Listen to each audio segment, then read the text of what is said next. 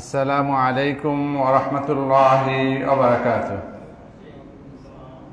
আলহামদুলিল্লাহি রাব্বিল আলামিন ওয়াসসালাতু ওয়াসসালামু আলা আশরাফিল আমবিয়াই ওয়াল মুরসালিন ওয়া আলা আলিহি ওয়া আসহাবিহি আজমাইন, আম্মা বা'দ। মুহতারাম হাজিরিন, মহান আল্লাহ তাআলার দরবারে অশেষ শুকর, যিনি আজকে পবিত্র জুমার দিনে পার্ক ভিউ হসপিটাল জামে মসজিদে আমাদের সকলকে একত্রিত হওয়ার তৌফিক দিয়েছেন। সবাই বলে আলহামদুলিল্লাহ।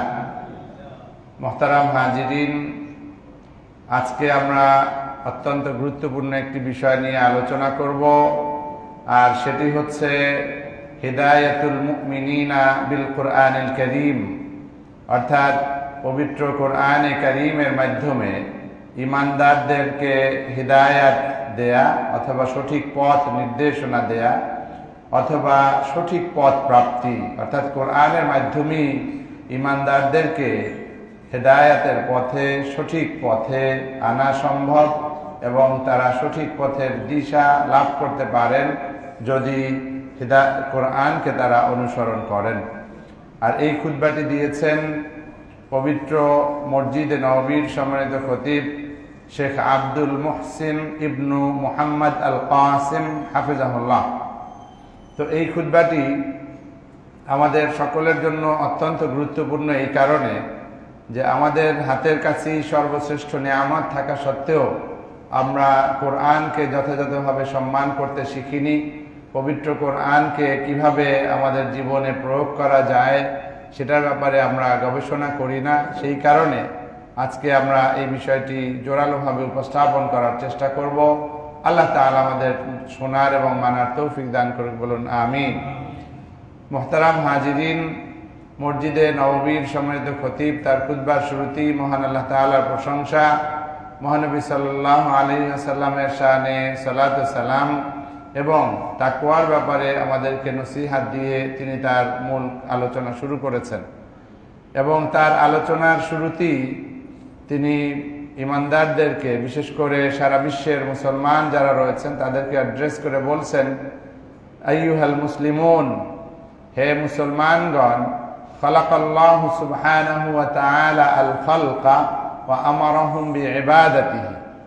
আল্লাহ তাআলা তার সমস্ত সৃষ্টি জীবকে তিনি সৃষ্টি করেছেন এবং তিনি সৃষ্টি করার পরে তার ইবাদতের জন্য তিনি নির্দেশ দিয়েছেন। ওয়াবাআসা ইলাইহিম রুসুলাহু রাহমাতাম বিহিম, এবং আল্লাহ তাআলার পক্ষ থেকে বিশেষ রহমত হিসাবে তিনি যুগে যুগে বিভিন্ন উম্মতের কাছে নবী রাসূলদেরকে পাঠিয়েছেন।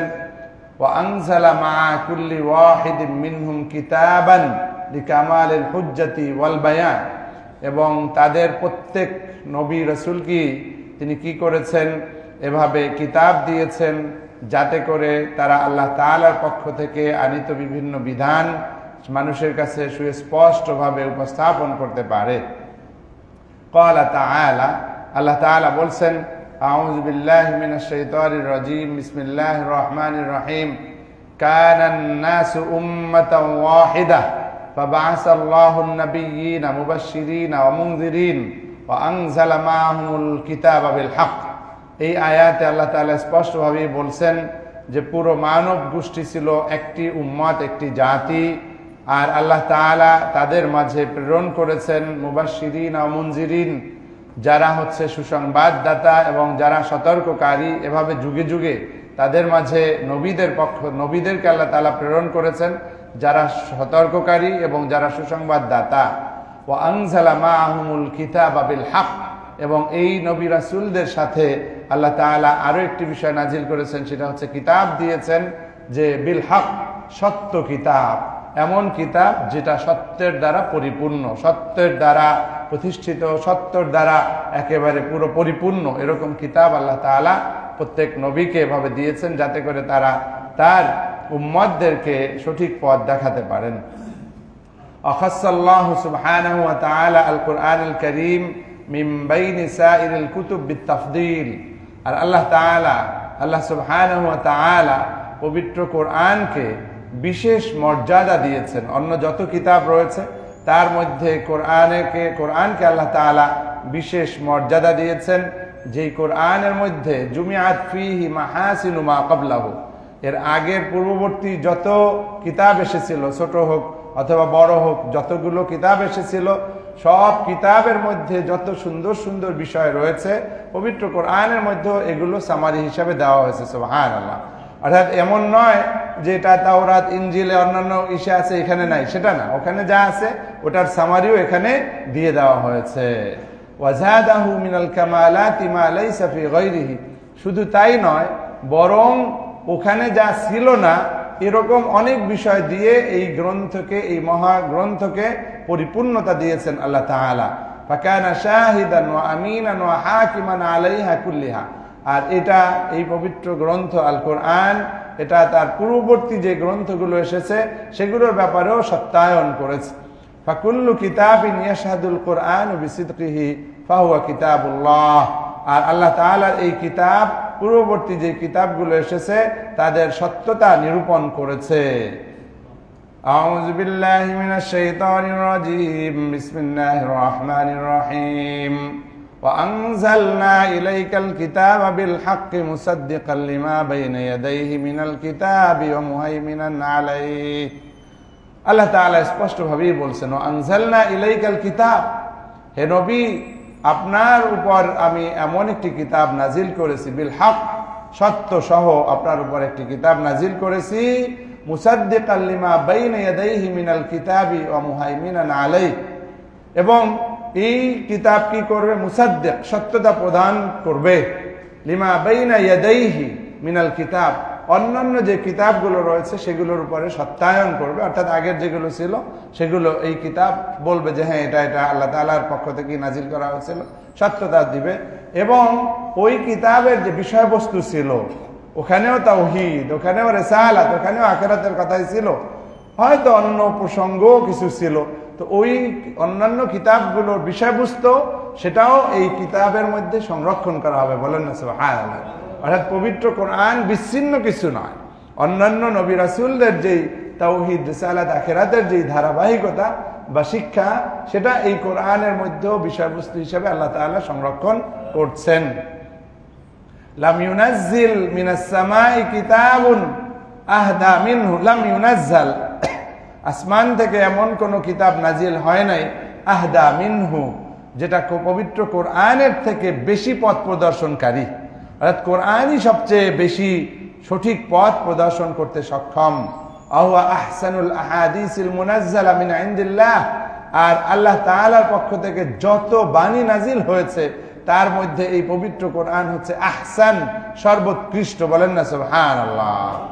আল্লাহু নাজ্জালা আহসানাল কিতাবি আহসানাল হাদিসি কিতাবাম মুতাশাবিহাম মাসাদি। আল্লাহ তাআলাই বলছেন যে আল্লাহ তাআলা নাজিল করেছেন আহসানাল হাদিস, সর্বোত্তম বাণী তিনি নাজিল করেছেন, কিতাবান, কিতাব হিসাবে, কিতাব হিসাবে সর্বোত্তম বাণী তিনি নাজিল করেছেন, সেটা আল কোরআন। আল্লাহ তাআলা কিন্তু এভাবে স্পষ্টভাবে বলে দিয়েছেন যে এই পবিত্র কোরআন হচ্ছে আহসানাল হাদিস, যত কথাবার্তা, যত বয়ান, যত আলোচনা হতে পারে সবচেয়ে সর্বোত্তম বাণী আল্লাহ তাআলা নাজিল করেছেন আমাদের উপরে। সুবহানাল্লাহ। ওয়ালাকাদ মান্নাল্লাহু আলা রাসূলিহি বিহি, আর আল্লাহ তাআলা নবী করিম সাল্লাল্লাহু আলাইহি সাল্লামকে এই কোরআন দিয়ে তার উপরে খাস রহমত করেছেন, যেটা আল্লাহ তাআলা আবারও বলেছেন ওয়ালাকাদ আতাইনাকা সাবআম মিনাল মাসানি ওয়াল কুরআনিল আযীম, হে নবী আপনাকে আমি দিয়েছি, দান করেছি, সাবআম মিনাল মাসানি, পবিত্র কোরআনের মধ্যে 7টি আয়াত যেটা বারবার পড়া হয়, অর্থাৎ সূরাতুল ফাতিহা, এটা আপনাকে দান করেছি, ওয়াল কুরআনিল আযীম, এবং পুরো কোরআনকে আপনাকে দিয়েছি। বলেন না সুবহানাল্লাহ। আপনাকে আমি দিয়েছি আমার পক্ষ থেকে, এটা একটা হাদিয়া যেটা আপনার উম্মতের জন্য, সবার জন্য উপকারী। বলেন না সুবহানাল্লাহ। ওয়া জাআলাহু শারাফান লাহ, এই কোরআনকে আল্লাহ তাআলা আমাদের জন্য করেছেন কি, নবীর জন্য এবং উম্মতের জন্য, সবার জন্যই করেছেন শারাফান, সম্মানের একটা বিষয়। বলেন না সুবহানাল্লাহ। এখন আমরা এটা বুঝি না দেখা আমরা এটার মধ্যে সম্মান পাই না। কোরআনের যারা খাদেম, কোরআনের যারা ছাত্র, তাদেরকে সম্মান দিতেও জানি না, মনে করি যে ভার্সিটিতে পড়লেই একটা কিছু হয়ে গেছি, মাদ্রাসার ছেলেদেরকে কেউ গোনে না, কাউন্ট করে না, নাউযুবিল্লাহ। আল্লাহ তাআলা বলছেন যে ইন্নাহু লাযিকরুন লাকা ওয়া লিকাওমিক, হে নবী, এই কোরআন আপনার জন্য সম্মানের, বলি কওমিক, এবং আপনার কওমের জন্য। বলেন না সুবহানাল্লাহ। তাহলে আমরা যারা কোরআনকে আঁকড়ে ধরব, আল্লাহ তাআলার এই ঘোষণা অনুসারে আমরা সম্মানিত হব, কারণ আল্লাহ তাআলা নবীকেও সম্মানিত করেছেন কোরআনের দ্বারা, এবং তিনি বলে দিয়েছেন ইন্নাহু লাযিকরুল লাকা ওয়া লিকওমিক, এটা আপনার জন্য এবং আপনার কওমের জন্য সম্মানের একটা বিষয়। বলেন না সুবহানাল্লাহ। قال شيخ الإسلام أعظم نعمة أنعم الله بها على رسوله صلى الله عليه وسلم كتاب الله। আল্লাহ তাআলার পক্ষ থেকে যত নিয়ামত আল্লাহ তাআলা তার রাসূলকে দিয়েছেন, তার মধ্যে সর্বশ্রেষ্ঠ নিয়ামত হচ্ছে পবিত্র কোরআন। বলেন না সুবহানাল্লাহ। পবিত্র কোরআন হচ্ছে সর্বশ্রেষ্ঠ নিয়ামত। তাহলে এটা রাসূল আকরাম সাল্লাল্লাহু আলাইহি ওয়াসাল্লামের কাছে সর্বশ্রেষ্ঠ নিয়ামত, মানে আমরা যারা উম্মত আছি আমাদের জন্য এটা সর্বশ্রেষ্ঠ নিয়ামত। আহুয়া শারাফুন লিমান ইত্তাবাহু ওয়া আমিলা বিহি মিন হাযিহিল উম্মাহ। আমরা তো স্বাভাবিকভাবে পাইকারি ধরে আমভাবে সবার জন্য সম্মানের ঘোষণা পেলাম, কিন্তু তারপরে খাসভাবে আবার মসজিদে নববীর সম্মানিত খতিব বলছেন আহুয়া শারাফুন লিমান ইত্তাবাহু ওয়া আমিলা বিহি মিন হাযিহিল উম্মাহ। এই উম্মতের মধ্য থেকে যারা এই কোরআনকে অনুসরণ করবে এবং এই কোরআন অনুসারে আমল করবে, তাদের জন্য বিশেষভাবে এটা সম্মানের একটা বিষয়। অর্থাৎ আপনি কোরআনকে মানেন, আল্লাহ তাআলার পক্ষ থেকে আপনি অবশ্যই সম্মানিত হবেন। আল্লাহ তাআলা তৌফিক দান করে বলুন আমিন। ক্বালা আযযা ওয়া জাল লাকাদ আনজালনা ইলাইকুম কিতাবান ফীহি যিকরুকুম। লাকাদ আনজালনা ইলাইকুম, তোমাদের কাছে আমি প্রেরণ করেছি, নাজিল করেছি, কিতাবান, এমন একটা কিতাব, ফীহি যিকরুকুম, যেটার মধ্যে রয়েছে তোমাদের সম্মান। বলেন না সুবহানাল্লাহ। অর্থাৎ সম্মান খুঁজে পান না, সম্মান খুঁজে পান না, সম্মান খোঁজেন ডিগ্রিতে, সম্মান খোঁজেন মাস্তানিতে, সম্মান খোঁজেন চাঁদাবাজিতে, না, ভুল পথে আছেন। সম্মান হচ্ছে কোরআনের মধ্যে।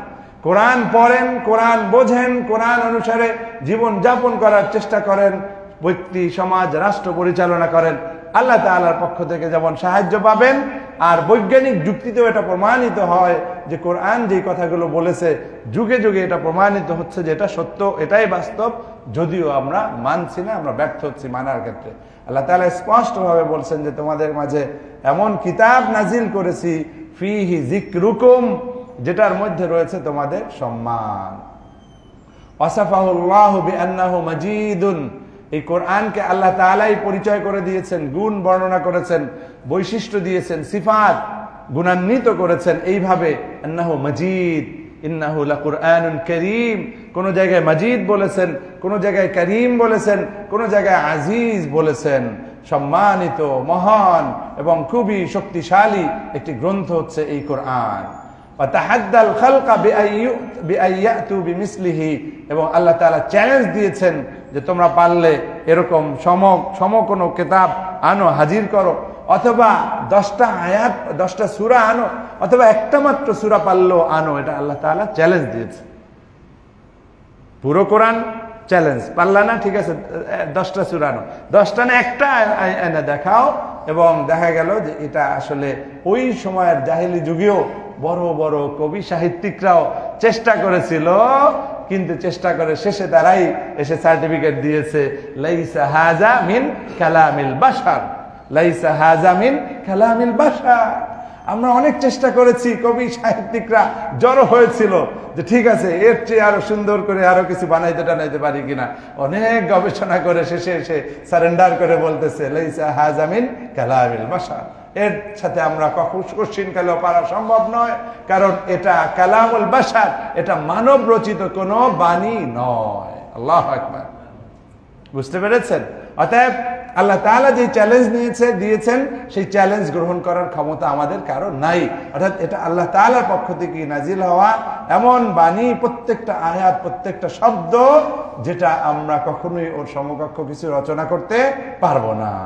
অতএব এই কোরআনের যে বালাগাত, ফাসাহাত, এর মধ্যে যে শব্দের গাঁথুনি, সৌন্দর্য, এই ভাষার যে সৌন্দর্য, সেগুলো আসলে অন্য কোনোভাবেই আমরা পারবো না, যেটা আমাদের চিন্তার বাইরে, আমাদের মেধার বাইরে, আমাদের যোগ্যতার বাইরে। যুগে যুগে এভাবে অনেকেই চেষ্টা করেছে, কিন্তু তারা কেউ এমন সুন্দর কোনো রচনা তারা দিতে পারে নাই।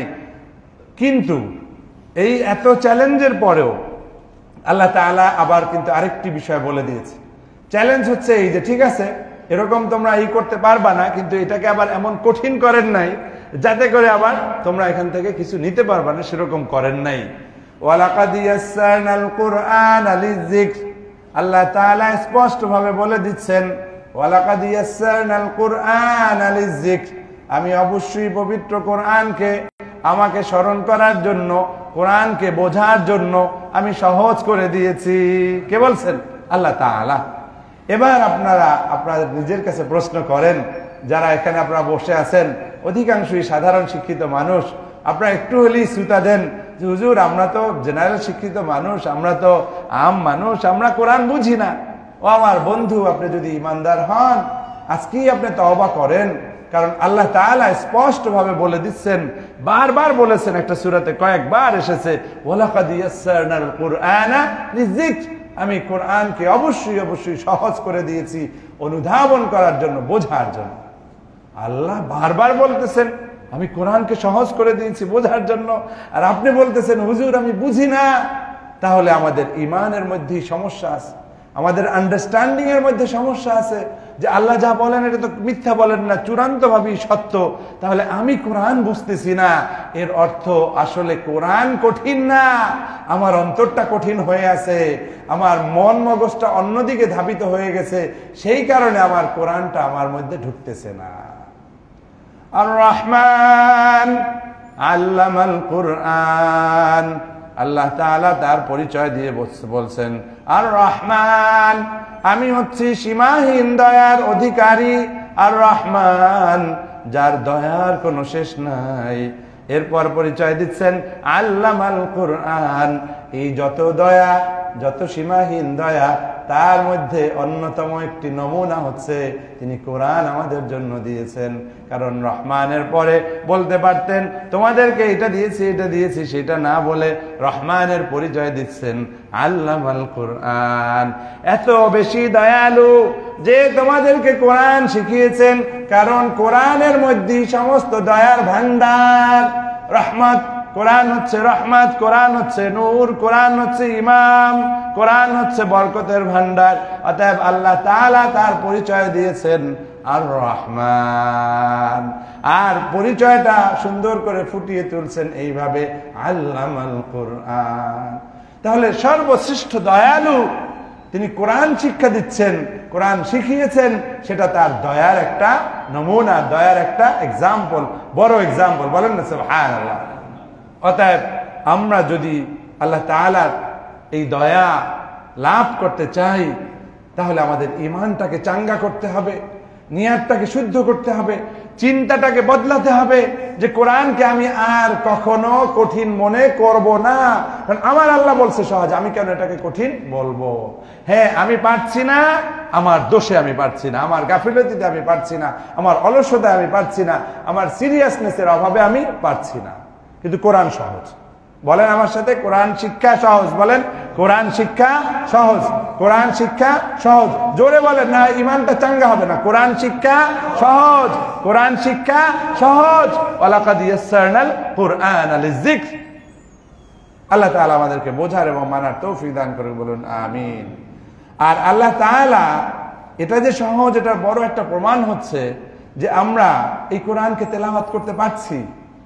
আমরা কি বাংলাদেশি, কি ইন্ডিয়ান, কি পাকিস্তানি, সারা পৃথিবীর মানুষ লক্ষ লক্ষ হাফেজে কোরআনের জন্ম হচ্ছে, তারা এই তেলাওয়াত করছে। তার মানে আল্লাহ তাআলা এটা আমাদের জন্য উচ্চারণটাও সহজ করে দিয়েছে। সুবহানাল্লাহ। উচ্চারণ সহজ করেছেন, বোঝাটাও সহজ করেছেন, কিন্তু আমাকে তো একটু আগাতে হবে। ওয়াল্লাযীনা জাহাদু ফীনা লানাহদিয়ান্নাহুম সুবুলানা, যারা আমার পথ পাওয়ার জন্য চেষ্টা করে অবশ্যই আমি তাদেরকে আমার পথসমূহ দেখাবো। আল্লাহর ঘোষণা। আপনার তো একটু আগাতে হবে, আপনার তো একটু চেষ্টা চালাতে হবে। আল্লাহ তাআলা আমাদের সেই তৌফিক দান করুন, বলুন আমিন। সম্মানিত হাজিরিন, পবিত্র কোরআনের মধ্যে আল্লাহ তাআলা যেই শব্দগুলো চয়ন করেছেন, অনেক অনেক আয়াত যেটা বলা হচ্ছে মুহকামাত, আর কিছু আয়াতকে বলা হচ্ছে মুতাশাবিহাত। মুহকামাত হচ্ছে যেটা স্পষ্ট, বুঝতে কষ্ট হবে না, আর মুতাশাবিহাত যেটা আসলে আল্লাহ তাআলা ছাড়া সঠিকভাবে ওর ব্যাখ্যা কেউই জানেন না। বিভিন্ন মুফাসসিরিনে কেরাম ব্যাখ্যা দেওয়ার চেষ্টা করেছেন, শেষে এসে বলছেন আল্লাহু আ'লামু বিমুরাদিহি বিহি, এর দ্বারা আসলে কি উদ্দেশ্য সেটা আল্লাহ তাআলাই ভালো জানেন। তো এই যে আল্লাহ তাআলা পবিত্র কোরআনের মধ্যে এমন কিছু শব্দ দিয়ে দিয়েছেন যাতে করে চ্যালেঞ্জ, যে এটা যে আসলে আল্লাহর বাণী, এটার সাথে যে কোনোটা তুলনা হবে না, সেটা চ্যালেঞ্জ ছুড়ে দেওয়ার জন্য এই কাজ করেছেন। তবে একই সাথে আবার তিনি আমাদের জন্য এমন কিছু বিধিবিধান দিয়ে দিয়েছেন যেগুলো আবার ফাসলুন, সুস্পষ্ট বর্ণনা। আল কোরআনু কাউলুন ফাসলুন, কোরআনের মধ্যে যেমন কিছু আছে এজাজুল কোরআন, যেগুলো হচ্ছে আমাদের জ্ঞানকে অপারক করে দেয়, আমরা আসলে বুঝতে পারবো না, সেটা খুবই লিমিটেড, সেটা কিছু লিমিটেড কিছু ভার্সেস অফ দ্য কোরআন। কিন্তু অধিকাংশই হচ্ছে কি কোরআনের মধ্যে যা আছে সেটা সুস্পষ্ট। মুস্তামিলুন আলা কাওয়াইদিদ দ্বীন, যেখানে দ্বীনের বিভিন্ন বিধিবিধান রয়েছে, আর দুনিয়া ওয়াল আখিরাহ, দুনিয়া এবং আখিরাতে কিভাবে চলতে হবে সেগুলো রয়েছে। দেখেন, ভালো আলেম না হলে কিভাবে আমরা ভুল বুঝি। আমরা কোরআনকে মনে করি যে শুধুমাত্র একটা দ্বীনি বিষয়, কিন্তু মসজিদে নববীর খতিব বলতেছেন কাওয়াইদুদ দ্বীন ওয়াদ দুনিয়া ওয়াল আখিরাহ, আমাদের দ্বীনি যে বিষয়, ধর্মীয় যে বিষয়গুলো অথবা আমাদের জীবন ব্যবস্থা হিসাবে যে বিষয়গুলো লাগবে সেগুলো যেমন এখানে রয়েছে, দ্বীনি বিষয়গুলো রয়েছে, আমার দুনিয়া এবং আখিরাত সেগুলোরও বিধিবিধান এই কোরআনের মধ্যে রয়েছে। বলেন না সুবহানাল্লাহ। কিন্তু আমরা অনেক সময় কোরআনকে চুমু দিব, একটু বুকের ধারে ধরবো আর জুজদানে পেঁচায় রেখে দেবো। আরে ভাই, তাহলে তুমি নিয়মটা শিখবা কোত্থেকে? কোরআনের মধ্যে দুনিয়া পরিচালনার, এই আখিরাতে সফল হওয়ার সমস্ত বিধিবিধান এখানে রয়েছে। বলেন না সুবহানাল্লাহ। ফীহিল আকাইদ ওয়াল আহকাম, সেখানে আকীদা আছে, সেখানে হুকুম আহকাম বলা হয়েছে। ওয়াত তাশরিআত, শরীয়তের বিধান রয়েছে। ওয়াল আখলাক, আমাদের স্বভাব চরিত্র, ethical side of a human being, একজন মানুষের যে নৈতিক যে দিকগুলো সেগুলো এখানে বর্ণনা করা হয়েছে। আল কাসাস, বিভিন্ন স্টোরি বর্ণনা করা হয়েছে। ওয়াল আখবা আল আখিয়া আল আখবার ওয়াল মাওয়াইজ ওয়া উসুসুস সাআদা, বিভিন্ন বিষয়ে খবর দিয়ে সতর্ক করা হয়েছে, উপদেশ দেওয়া হয়েছে, এবং আমাদের সফলতার বিভিন্ন ভিত্তি সেগুলো আলোচনা করা হয়েছে। ক্বালা আনহু সুবহানাহু ওয়া তাআলা হাযা হুদা, এবং আল্লাহ তাআলা একটি আয়াতে বলেছেন এটা হচ্ছে তোমাদের জন্য পথ প্রদর্শনকারী। বলেন না সুবহানাল্লাহ। অতএব আমাদের জীবনের সর্বক্ষেত্রে পথ প্রদর্শনকারী আল কোরআন। আমার যে কোনো বিষয়ে সমস্যা, কোরআনকে ভালো করে স্টাডি করেন, আপনি পেয়ে যাবেন। যারা বড় বড় ডক্টর এখানে রয়েছেন মেডিকেল সায়েন্সের, তারা যদি আলোচনা করে, এখন যদি কাউকে ডাকি, দেখবেন যে ওনারাও বলছে যে স্যার এই আয়াত আমাদের এই মেডিকেল সায়েন্সের সাথে হাইলি রিলেটেড। এর দ্বারা আমরা অনেক উপকৃত হয়েছি, এর দ্বারা আমরা অনেক ধরনের বিষয়ের সমাধান পেয়েছি। আমি কমিউনিকেশনের টিচার হিসাবে আমি দেখেছি কোরআন আমার কমিউনিকেশনকে সুন্দর করে শিখিয়ে দিয়েছে। আল্লাহ তাআলা বলে দিয়েছেন কাউলুন মারুফ, সত্য কথা বলো। কাউলুল হক, এখানেও কথা বলা হয়েছে, হকের কথা বলা হয়েছে। কাউলুল লাইয়িন, নম্র ভাষায় কথা বলো। তাহলে কাউল মারুফ, কাউলুন লাইয়িন, কাউলুল হক, সবগুলো কোরআনে কিন্তু আবার বলা হয়েছে। আবার বলা হয়েছে লা'নাতুল্লাহি আলাল কাযিবিন, মিথ্যুকদের উপর অভিশাপ। তাহলে সাংবাদিকতা আমাকে কোরআন শিখাচ্ছে, মেডিকেল সায়েন্স সেটাও কোরআন আমাদেরকে বিভিন্ন ভাবে শিখাচ্ছে, কিন্তু আমরা আসলে সেটা শিখতে চাই না বিধায় নানা ধরনের সমস্যা আমরা ফেস করছি। সম্মানিত হাজিরিন, পবিত্র কোরআনে আল্লাহ তাআলা এত চমৎকার ভাষায় ভাবে অনেক গুরুত্বপূর্ণ মেসেজ সংক্ষিপ্তভাবে তুলে ধরেছেন। মসজিদে নববীর সম্মানিত খতিব বলছেন যে একটা মাত্র আয়াত, সেখানে আল্লাহ তাআলা এই দুনিয়ায় জিন এবং মানব জাতিকে সৃষ্টির রহস্য তুলে ধরেছেন ছোট্ট একটি আয়াতের মধ্যে। কি? ওমা খালাকতুল জিন্না ওয়াল ইনসা ইল্লা লিয়াবুদুন। ছোট্ট একটা সেন্টেন্স, যে কোনো বাচ্চা মানুষ মুখস্থ করে ফেলতে পারবে। ওমা খালাকতুল জিন্না ওয়াল ইনসা ইল্লা লিয়াবুদুন। অথচ দেখা যাচ্ছে যে এর মধ্যে জিন, মানব জাতি এবং জিন জাতির সৃষ্টি রহস্য তুলে ধরছেন। বলেন না সুবহানাল্লাহ। কেন সৃষ্টি করা হয়েছে আল্লাহ তাআলা সেটা তুলে ধরছেন। তার মানে কোরআনকে যদি আপনি সিরিয়াসলি স্টাডি করেন, one sentence can be equivalent or more than a PhD thesis. একটা সেন্টেন্স অনেক সময় বৈজ্ঞানিক একটা সূত্র, কিন্তু ওইটার উপরে হাজার হাজার পৃষ্ঠা লিখেও শেষ হয় না। তো ঠিক কোরআনের এরকম কিছু কিছু আয়াত রয়েছে যেটা ওরকম আরো অনেক বড় থিসিসের চেয়েও বড় স্ট্রং স্টেটমেন্ট এখানে রয়েছে। বলেন না সুবহানাল্লাহ। অনুরূপ ভাবে আরেকটি ছোট্ট আয়াত, যেটা আয়াতের অংশ, আয়াত না, জুজউম মিন আয়াতিন আসসালাতিদ দ্বীন, যেটা এক আয়াতের একটা অংশ কিন্তু দ্বীনের ভিত্তি হিসাবে প্রতিষ্ঠিত হয়ে গেছে। কি? ওয়াবুদুল্লাহ ওয়ালা তুশরিকু বিহি শাইআ, ওয়াবুদুল্লাহ, তোমরা আল্লাহর ইবাদত করো, ওয়ালা তুশরিকু বিহি শাইআ, তার সাথে কাউকে শরীক করো না। দেখতে দেখায় ছোট্ট আয়াত, ইবাদত করো, এর মধ্যেই সব লুকানো রয়েছে। একটি ছোট্ট আয়াতের অংশ সেখানে এভাবে রয়েছে। আরেকটি আয়াতের অংশ সালাসু কালিমাতিন, তিনটা মাত্র শব্দ সেখানে, অথচ সেটা হচ্ছে যদি কেউ এটাকে মেনে নেয় তাহলে সে দুনিয়া এবং আখিরাতে সফল হওয়া সম্ভব। বলেন না সুবহানাল্লাহ। আপনি এত মোটিভেশনাল স্পিকারের বয়ান শোনেন, এত শর্ট তিনটা শব্দের মধ্যে দুনিয়া আখিরাতে সাফল্য আল্লাহ তাআলা ঢুকিয়ে দিয়েছেন। খেয়াল করে দেখেন কি আল্লাহ তাআলা বলছেন, আতিউল্লাহ ওয়ার রাসূল, আল্লাহ এবং আল্লাহর রাসূলের কি করো? আনুগত্য স্বীকার করো। যদি আপনি আল্লাহকে মেনে নেন, আল্লাহর আনুগত্য করেন, রাসূলের আনুগত্য মেনে নেন, আপনার দুনিয়া এবং আখিরাতের সাফল্য এর মধ্যে লুকানো রয়েছে। বলেন না সুবহানাল্লাহ। অতএব আসুন আমরা কোরআনের এই মর্যাদাটা বোঝার চেষ্টা করি। ক্বালা ইবনুল কাইয়িম রাহিমাহুল্লাহ, ইবনুল কাইয়িম রাহিমাহুল্লাহ বলছেন, লাইসা তাহতা আদিমিস সামাই কিতাবুন মুতাদাম্মিনুল বিল বারাহিন ওয়াল আয়াতি আলাল মাতালিবিল আলিয়া মিসলাল কোরআন। মূল কথাটা হচ্ছে এই যে এই জমিনের আসমানের নিচে এমন কোন কিতাব নাই যেগুলো আসলে আমাদেরকে মাতালিব আল আলিয়া, সুউচ্চ লক্ষ্যে পৌঁছতে সাহায্য করে, যেটার জন্য কি হবে, যেটার জন্য দলিল লাগবে, যেটার জন্য আমাদের যুক্তি লাগবে, বিভিন্ন ধরনের নিদর্শন লাগবে, এটা দিতে পারে এরকম কোন কিতাব আল্লাহর কিতাবের মতো আর একটাও নাই। এখন মাতালিব আলিয়া আমাদেরকে শিখায় যে হাই অ্যাম্বিশাস হও, you have a dream, you must have a dream, তুমি এইভাবে স্বপ্ন দেখো। আরে ভাই, স্বপ্ন দেখে যাবোটা কোথায়? তুমি আমাকে স্বপ্ন দেখে অক্সফোর্ডে ভর্তি করো, আর আল্লাহ আমাকে স্বপ্ন দেখায় আমাকে জান্নাতি হওয়ার জন্য ডাকতেছেন। বলেন না সুবহানাল্লাহ। আল্লাহু ইয়াদউকুম ইলা দারিস সালাম, আল্লাহ তাআলা তোমাদেরকে ডাকতেছেন চিরস্থায়ী শান্তির নিবাস জান্নাতের দিকে। বলেন সুবহানাল্লাহ। অতএব পবিত্র কোরআন আমাদেরকে যেভাবে শিখায় অন্য কেউ এভাবে শিখাতে পারে না। আমরা এখন কোরআন জানি না, চর্চা করি না, এই কারণে মোটিভেশনাল স্পিকার খুঁজি অন্য ধর্মের থেকে, নাস্তিকদের থেকে, আজে বাজে লোকদের থেকে, আর মোটিভেটেড হই, হাই অ্যাম্বিশাস হই, সেখানে আখিরাতে সফল হওয়ার স্বপ্নটা আমার আর ঘোরে না। নাউজুবিল্লাহ। অতএব আসুন আমরা সতর্ক হই, সাবধান হই। আল্লাহ তাআলা আমাদের সেই তৌফিক দান করে, বলুন আমিন। এবার মসজিদে নববীর সম্মানিত খতিব কয়েকটি উদাহরণ দিচ্ছেন যে পবিত্র কোরআনের মধ্যে এই একটু আগে তিনটা আয়াত দিয়ে বললেন যে এক একটা আয়াতের মধ্যে কত বেশি পাওয়ারফুল মিনিং লুকানো রয়েছে। সেটা তো বলে ফেলছি, রিপিট করতে পারবো না। কারো শুনতে ইচ্ছা হলে আমার লাইভ থেকে রিপিট শুনতে পারবেন, কিন্তু আমি রিপিট করতে পারবো না। অনেক বড় 11 পৃষ্ঠার একটা খুতবা, আমি জানি না পারবো কিনা, দ্রুত চেষ্টা করতেছি। তো তার মধ্যে আরেকটি কতগুলো বিষয় তিনি তুলে ধরছেন, ফজিলতের বিষয়। আয়াতুল কুরসি, কয়েকটি আয়াতের সমন্বয়, এটাকে আমরা এই আয়াতুল কুরসি বা বড় একটি আয়াত, আয়াতুল কুরসি আমরা বলছি ফি কিতাবিল্লাহ তাহফাজুল আবদ। একটি এরকম একটি ফজিলতপূর্ণ আয়াতুল কুরসি, এটা বান্দাকে কি করতে পারে? হেফাজত করতে পারে, বিভিন্ন বিপদ আপদ থেকে হেফাজত করে। কিভাবে?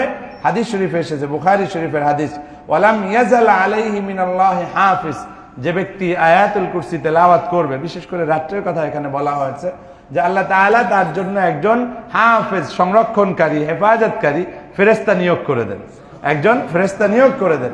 ওয়ালা ইয়াকরাবুহু শাইতানুন হাত্তা ইউসবিহ, সকাল হওয়ার আগ পর্যন্ত এই ফেরেশতা থাকার কারণে, হেফাজত করার কারণে তার আশেপাশে শয়তান আসতে পারে না। সুবহানাল্লাহ। অতএব আমল নাই, একটু হুজুর একটু ঝেড়ে দেন, হুজুর আরে বেটা তুমি কোরআন কিতাবের মধ্যে মূল বিষয় জানো না? আয়াতুল কুরসি পড়তে কি পিএইচডি লাগে না? সূরা ফালাক নাস পড়তে কি পিএইচডি লাগে নাকি? লাগে না। কিন্তু অলসতা, এই অলসতা বাদ দেন, এখন থেকে নিয়মিত অভ্যাস করেন, ঘুমানোর আগে ওযু করে আয়াতুল কুরসি পড়ে ঘুমাবেন। রাজি আছেন ইনশাআল্লাহ? আল্লাহ তাআলা তৌফিক দান করে, বলুন আমিন। মুখে বললেই হবে না, মুখে বললে হবে না, কাজ করতে হবে। নোট করে রাখেন, প্রয়োজনে মোবাইলে রিমাইন্ডার দেন যে আই হ্যাভ টু রিসাইট আয়াতুল কুরসি এভরি নাইট। রাজি আছেন ইনশাআল্লাহ? আল্লাহ তাআলা তৌফিক দান করে বলুন আমিন। শয়তানের ওয়াসওয়াসা থেকে বাঁচতে চান, আয়াতুল কুরসি রেগুলার পড়েন। ওমান ক্বারাআহা ফি দুবুরি কুল্লি সালাতিন মাকতুবাতিন লাম ইয়ামনাহু মিন দুখুলিল জান্নাতি ইল্লা আইয়ামুত। যে ব্যক্তি প্রত্যেক ফরজ নামাজের পরে এই আয়াতুল কুরসি তেলাওয়াত করবে, তাকে জান্নাতে যেতে কোনো কিছুই বাধা দিতে পারবে না, তার মৃত্যু ছাড়া। বলেন না সুবহানাল্লাহ। এর দ্বারা বুঝায় জান্নাত তার অপেক্ষায় আছে, জান্নাত তার অপেক্ষায় আছে। মৃত্যু হওয়ার সাথে সাথে তার রূহের কানেকশন জান্নাতের সাথে হয়ে যাবে। বলেন সুবহানাল্লাহ। ও আমার বন্ধুরা, জান্নাত খোঁজেন, আমল করেন না, হবে না হবে না হবে না। নবীজি এভাবে ছোট ছোট অনেক আমল শিখিয়ে দিয়েছেন। সাইয়্যিদুল ইস্তিগফারের কথা আপনাদেরকে বলেছি, সকালবেলা 3 বার পড়লে দিনের মধ্যে আপনি মারা গেলে আপনি জান্নাতি।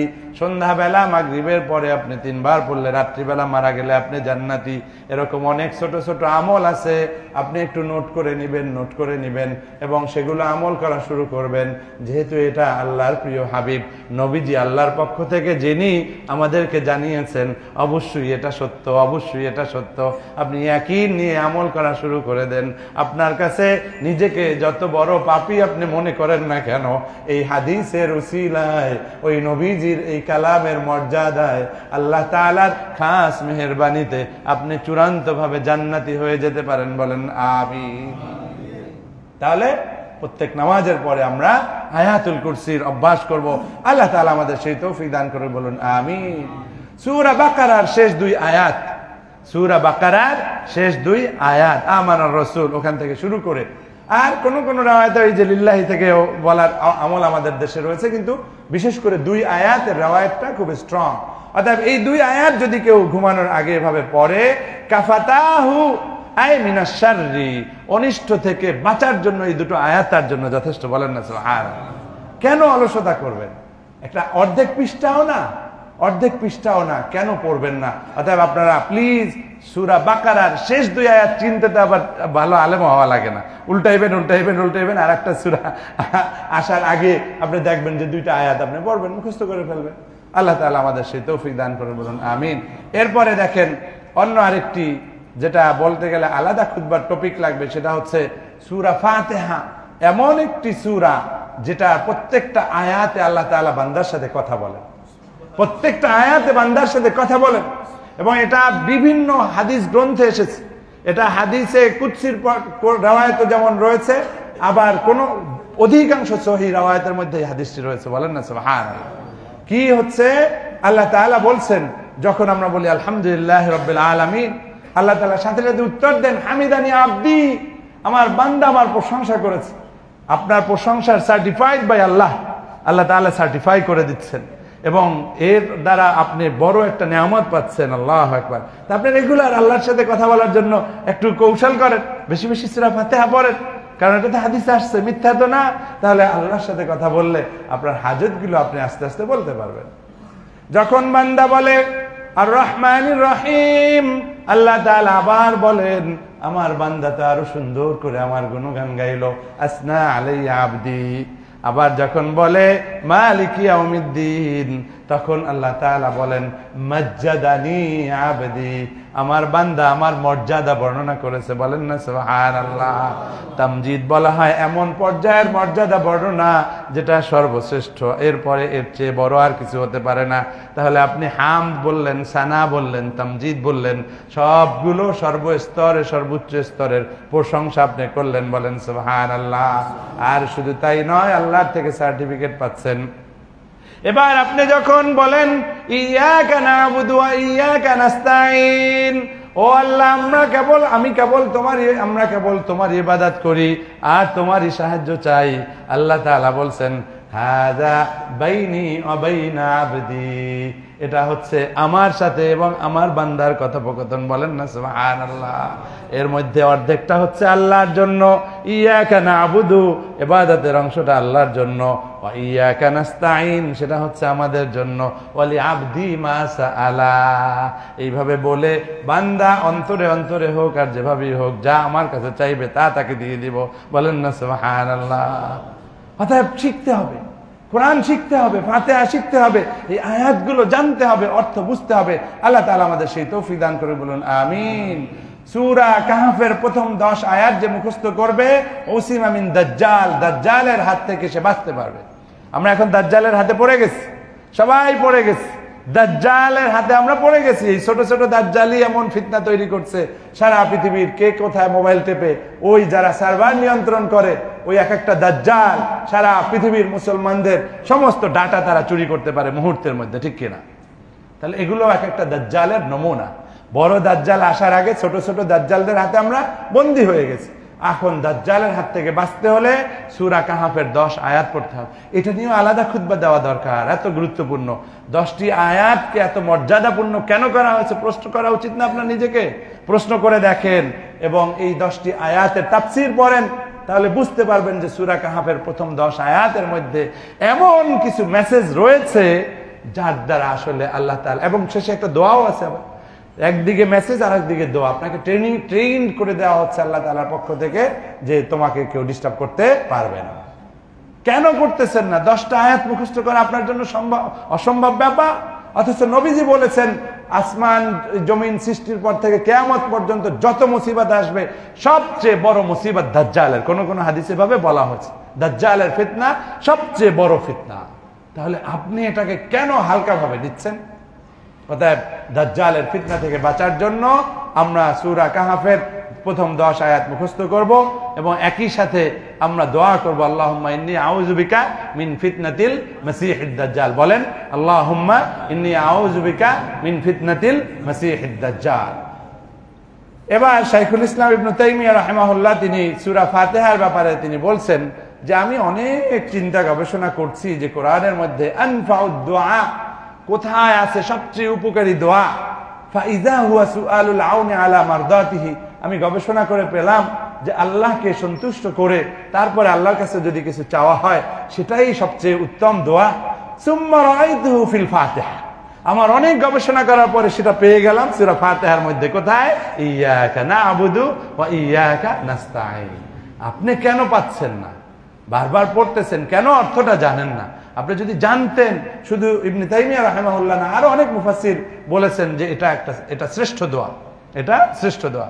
যদিও 3 ধরনের বক্তব্য রয়েছে, কেউ বলেছেন রব্বানা তাকাব্বাল মিন্না, কেউ বলেছেন রব্বানা আতিনা ফিদ দুনিয়া হাসানা, কেউ বলেছেন ইয়্যাকা না'বুদু ওয়া ইয়্যাকা নাস্তাঈন। আমরা চালাক হলে 3টাই মুখস্থ করে ফেলবো, 3টাই মুখস্থ করে ফেলবো। 3টা মুখস্থ করতে তো একেবারে বিশ্ব সেরা জিনিয়াস হওয়া লাগে না। আল্লাহ তাআলা আমাদের তৌফিক দান করে, বলুন আমিন। এরপরে সূরা ফালাক এবং নাসের ব্যাপারে বলা হচ্ছে যে সমস্ত অনিষ্ট থেকে আল্লাহ তাআলা হেফাজত করবেন এই দুটো সূরা যদি রেগুলার আমরা আমল করি। বিশেষ করে কোনো হাদিস এভাবে রয়েছে যেখানে বলা হয়েছে ফজরের পরে 3 বার, মাগরিবের পরে 3 বার পড়া। যেহেতু এটা ফুল নাইটের ব্যাপার, সেই জন্য ডের বিগিনিং এ এবং নাইটের বিগিনিং এ আমরা 3 বার করে পড়বো। অন্য নামাজে সূরা ইখলাস, ফালাক, নাস একবার করবো, আর অন্য সময় 3 বার করে পড়বো। আল্লাহ তাআলা আমাদের সেই তৌফিক দান করে, বলুন আমিন। তাহলে এই সূরা ফাতিহা এটাকে বলা হয় সূরাতুশ শিফা, সূরাতুদ দুআ। তাহলে আমরা সূরা ফাতিহা পড়বো, আয়াতুল কুরসি পড়বো, বাকারার শেষ 2 আয়াত পড়বো এবং এই ফালাক, নাস, ইখলাস এগুলো আমরা রেগুলার আমল করব। আল্লাহ তাআলা তৌফিক দিন, বলুন আমিন। একটি হাদিস এসেছে, আবু সাঈদ খুদরি রাদিয়াল্লাহু আনহু বর্ণনা করছেন যে তিনি বলছেন যে আমরা কয়েকজন সাহাবী একটা জায়গায় গেলাম, একটা নতুন জায়গায় গেলাম। তারপরে একজন মহিলা আসলো আমাদের কাছে, এসে বলল, হেই তোমরা কোথায় যাচ্ছ? আমাদের গোত্রের যে প্রধান তাকে সাপে দংশন করেছে, তোমাদের মধ্যে কেউ কি কোনো এরকম রকেন আছে যে ট্রিটমেন্ট করতে পারো এই সাপে দংশন থেকে বাঁচানোর জন্য? তারপরে এক সাহাবী দৌড়ে গেলেন এবং তাকে এই সূরা ফাতিহা দিয়ে তার ট্রিটমেন্ট করলেন। বলেন না সুবহানাল্লাহ। ফাবারাআ, সে সুস্থ হয়ে গেল। বলেন না সুবহানাল্লাহ।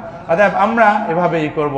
ইবনুল কাইয়িম রাহিমাহুল্লাহ নিজে আবার বলছেন, ব্যাখ্যা দিচ্ছেন, সাহাবী না বড় স্কলার, তিনি বলছেন যে আমি রেগুলার নিজেকে আমি সূরা ফাতিহা দিয়ে এভাবে মুআলাজা করি, ট্রিটমেন্ট আমি নেই, আমি পড়ি, ফুক দেই, এভাবে নিজেকে এভাবে সূরা ফাতিহার আমল করি এবং আমি অনেককে শিখিয়েছি।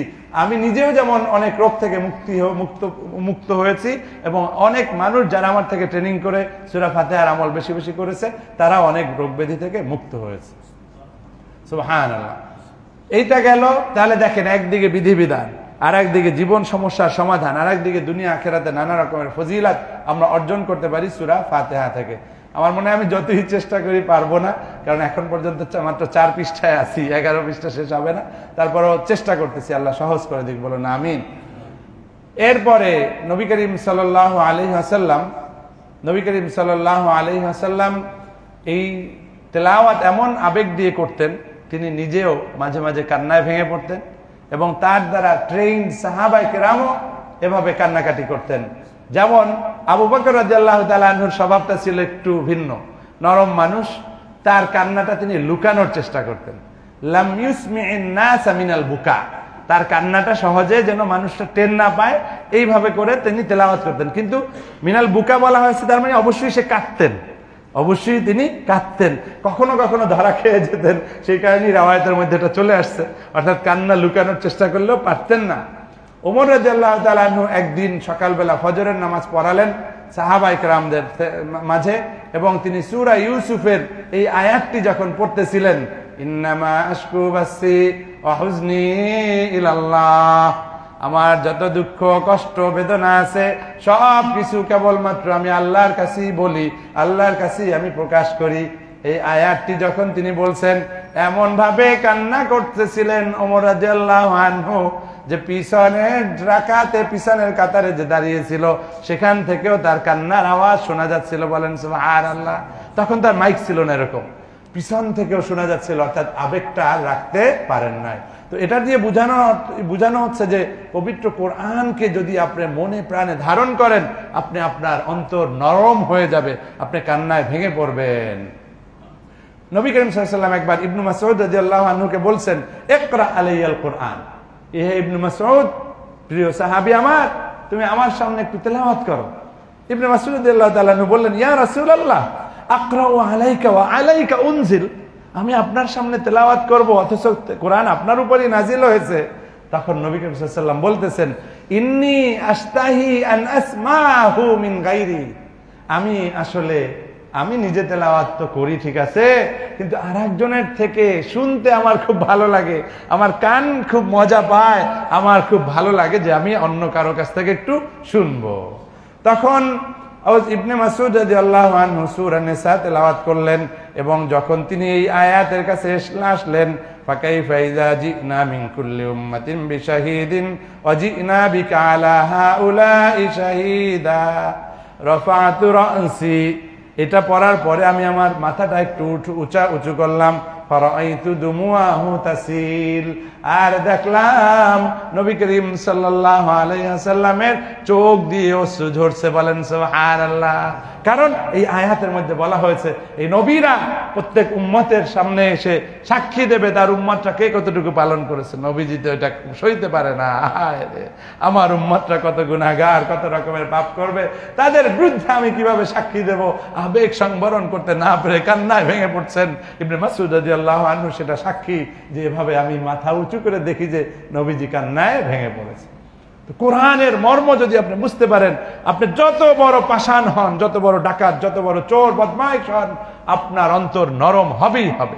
তো এই জন্য আসুন আমরা সবাই শপথ করি যে আমরা কোরআন শুধু তেলাওয়াত করব না, আমরা কোরআনকে কি করব, বোঝার চেষ্টা করব। আল্লাহ তাআলা আমাদের সেই তৌফিক দান করুন, বলুন আমিন। আবু বকর রাদিয়াল্লাহু আনহু তার ঘরের আঙ্গিনার কাছে এরকম নামাজের জায়গা বানিয়েছিলেন, এবং সেখানে তিনি রেগুলার নামাজ আদায়ের পাশাপাশি তেলাওয়াত ওইভাবে করতেন। এবং যখন তিনি তেলাওয়াত করতেন, মুশরিকরা পাশে দাঁড়িয়ে থাকতো, বিশেষ করে মুশরিক মহিলারা যারা কাজে যেত না, তারা এসে হাজির হতো সন্তানরা, এবং তারা আশ্চর্য হতো কি অদ্ভুত একটি কথা বয়ান তিনি উপস্থাপন করছেন। এবং তখন কাফিররা, অন্য মুশরিকরা এসে এদেরকে করত, সরিয়ে দিত, এই ভয়ে যে এরা এই কথা শুনে ঈমান এনে ফেলতে পারে। এত তেজ, এত মজা, এত সুন্দর করে উপস্থাপন করতেন, তেলাওয়াত করতেন আবু বকর রাদিয়াল্লাহু আনহু। তো এভাবে আরো অনেকগুলো ইতিহাস বর্ণনা তিনি বলেছেন। তো আসুন আমরা আসলে সবাই পবিত্র কোরআনের তেলাওয়াতের মধ্যে যে মজা সেটা আমরা গ্রহণ করার চেষ্টা করি, এবং আমাদের জীবনে কোরআনের শিক্ষাকে আমরা বাস্তবায়ন করি। আল্লাহ তাআলা আমাদের সেই তৌফিক দান করে, বলুন আমিন। কোরআনের শিক্ষায় শিক্ষিত হয়ে সাহাবায়ে কেরাম তাদের জীবনকে সুন্দরভাবে গঠন করেছেন, এবং তার পরবর্তীতে যারা মুসলিম উম্মার যারা নেতৃত্ব দিয়েছেন তারাও এভাবে করেছেন। অতএব আমরা এই আখিরি জমানায় এসেছি, আমাদের তো বিপদ আরো বেশি। অতএব আমরা যেন এই অবস্থায় কোরআনকে আঁকড়ে ধরা থেকে কোনোভাবে সরে না দাঁড়াই, সেভাবে আমরা চেষ্টা করব। কোরআন আপনি না বুঝেও যদি তেলাওয়াত করেন, একটা হরফ তেলাওয়াত করলে সেটার বিনিময়ে আল্লাহ তাআলা আপনাকে নেকি দিবেন এবং প্রত্যেকটা নেকি 10 গুণ বাড়িয়ে দিবেন। বলেন না সুবহানাল্লাহ। অতএব আমরা কোরআন তেলাওয়াত করব এবং বোঝার চেষ্টা করব, যাতে করে একদিকে যেমন আমরা ফজিলাত লাভ করতে পারবো, অনুরূপভাবে আমরা কি করতে পারবো, আমরা এর দ্বারা আমাদের দুনিয়া এবং আখিরাতের সাফল্যের চাবিকাঠি আমরা আল্লাহ তাআলার পক্ষ থেকে যেন আমরা নিতে পারি। আল্লাহ তাআলা আমাদের সেই তৌফিক দান করুন, বলুন আমিন। সম্মানিত হাজিরিন, আমি আসলে যতই চেষ্টা করি, কিন্তু যেহেতু মেডিকেলের এখানে অনেক রোগী থাকে, আমি আর পারছি না, আমি ক্ষমা চাই, আমি অর্ধেকটাও শেষ করতে পারিনি। তবে মূল কথাটা চলে এসেছে যে আমরা সবাই কোরআনকে আসলে বোঝার জন্য সর্বতভাবে চেষ্টা করি। আল্লাহ তাআলা আমাদের সেই তৌফিক দান করুক, আমিন।